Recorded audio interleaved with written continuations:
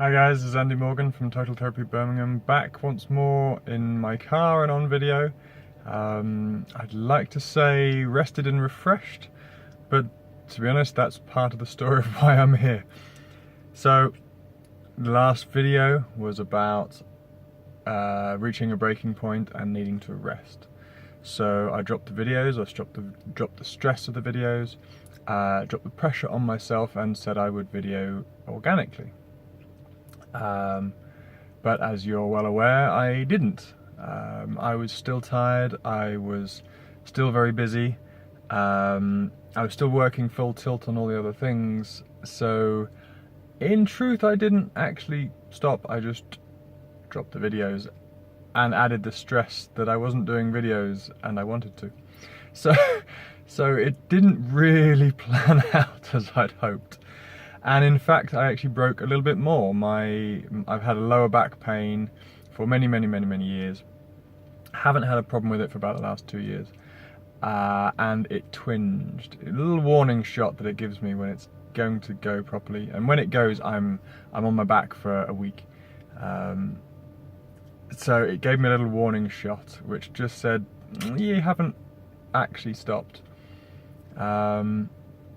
Now it was an odd perspective because I knew I hadn't stopped working, but everything I was doing was to benefit my journey, to benefit where I wanted to go. So I carried on working on some of my personal stuff at home.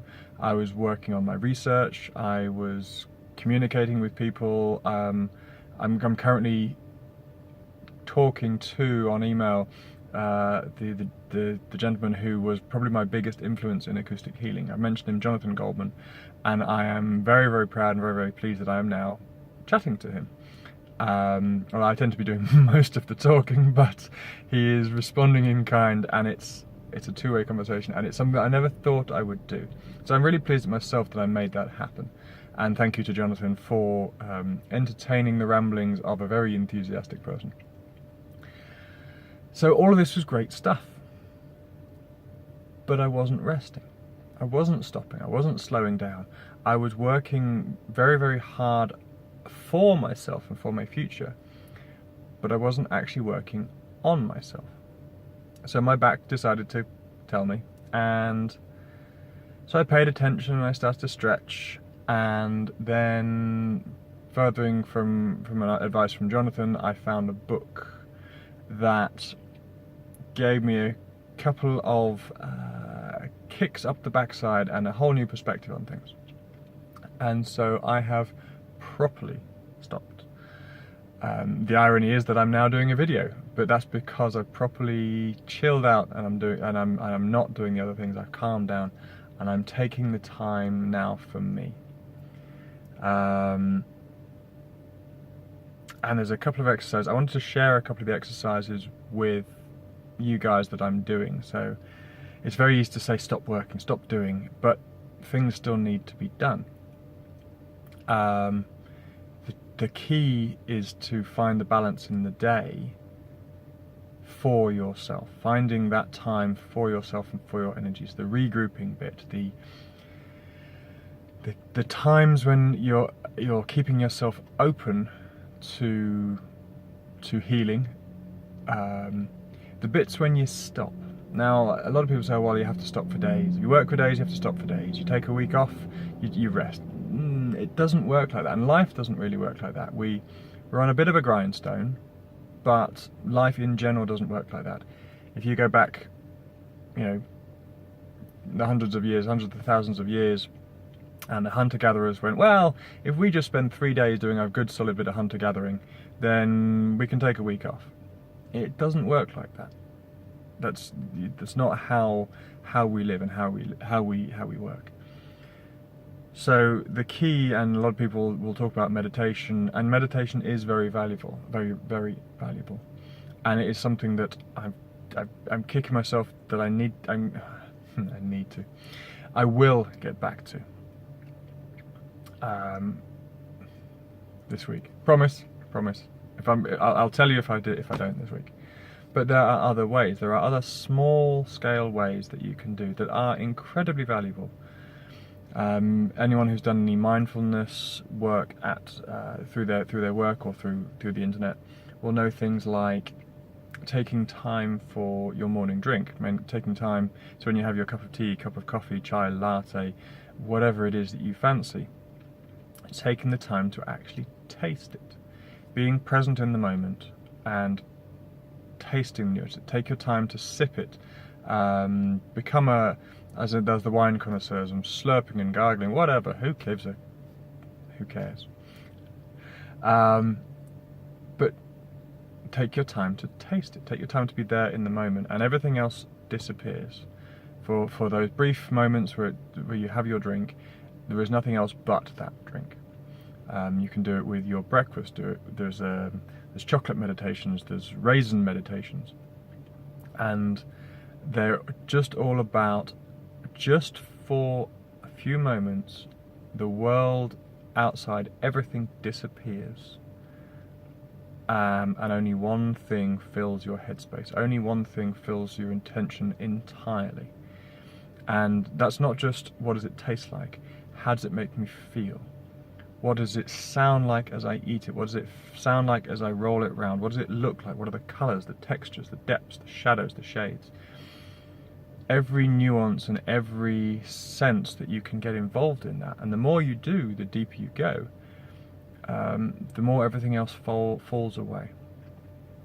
I'll give you an even simpler example.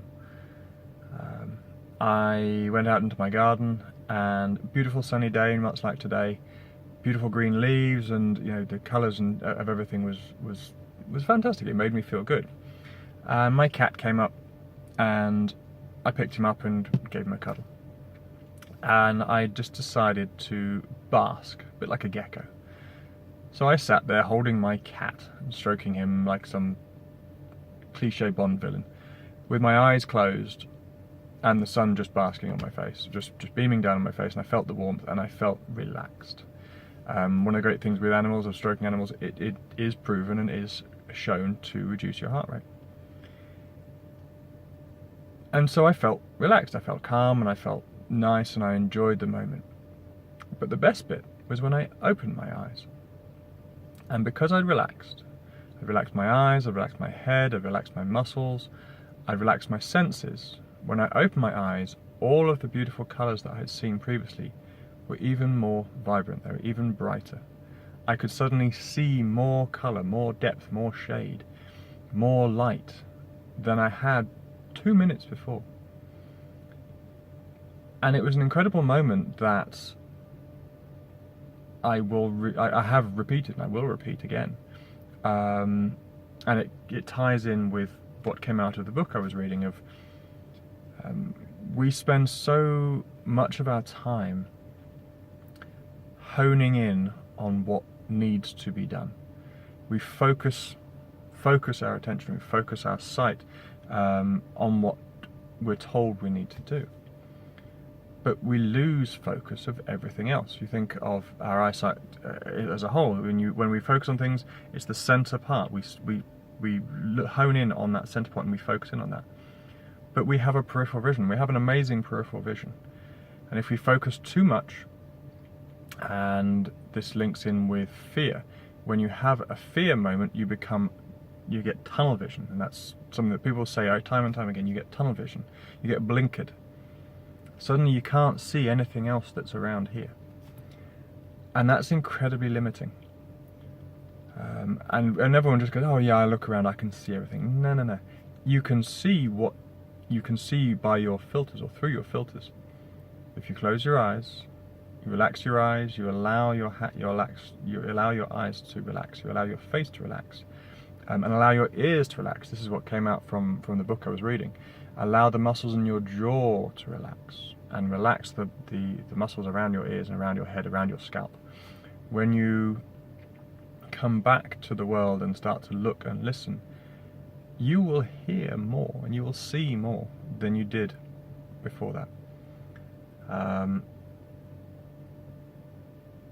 So I wanted to share those with you. There are many other ways. Yoga is a part in that as well. Of you hold a pose and you hold your focus on a pose. and then you allow your body to ease into it. You're letting go of everything else and just allowing your body to ease into that. Exercise is the same. Anything with any rhythmic or repetitive actions will do the same. Alright, it's having one thing to focus on above all else, just for that moment. But when you stop doing it, don't stick your head back in the sand, don't stick the blinkers back on, don't suddenly rush back into the rat race. But take a moment to appreciate, and this relates very much to sound. If you have sound going on, and you have tones going on, they will take you to amazing places. They will take you to relaxation, they will take you to complete isolation of the world. But when the sound stops, there is something as valuable, if not more so. There is silence. Nothing. Nothing at all. And that silence rings in your ears just for a moment, and you can be filled with the peace of quiet. And how many times people say that? I'm looking for peace and quiet. That, within that peace, within that stopping, within that nothingness, you have a moment to decide how you want to follow on from that, how you want to proceed. Now you can go back to the blinkers, you can go back to the rat race, you can go back to running full tilt, or you can take a second just to go, well, what do I want to do? What do I choose to do? What do I choose, most importantly, not to do? And give yourself peace, give yourself space. Drop the things that you really don't need, and you will find you work more effectively, more vibrantly, quicker, faster, stronger, all the other things, with the remaining things you keep. And the rest of it, even if it's important, put it aside for a minute. You may find you just don't need it, you just don't pick it up again. You never needed it in the first place, you just felt you did. So, I encourage you guys, though, who are feeling overloaded and want to slow down but don't quite know how to, stop, for starters. Find something to hold your attention, even for 5 minutes. Music, something to eat, something to drink, something to look at, something to listen to, something to exercise with or on, and allow yourself to be filled by that just for a moment. But most importantly, when you stop, allow yourself to realize how quiet things are when you stop. So by focusing on one thing, you'll fill your mind with that one thing. Everything else drops away. Everything drops away.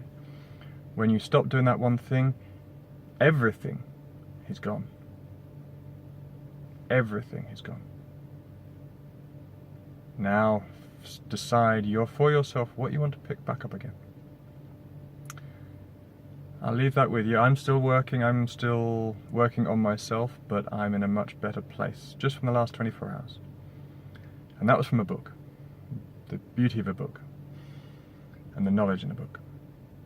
I've been Andy Morgan from Total Therapy Birmingham, and I wish you all a wonderful day, and I wish you all success and luck in finding peace. I'm back, so if you like, hit like. If you want to subscribe, hit subscribe. If you want to send me a comment, send me a comment. And I will see you all very soon.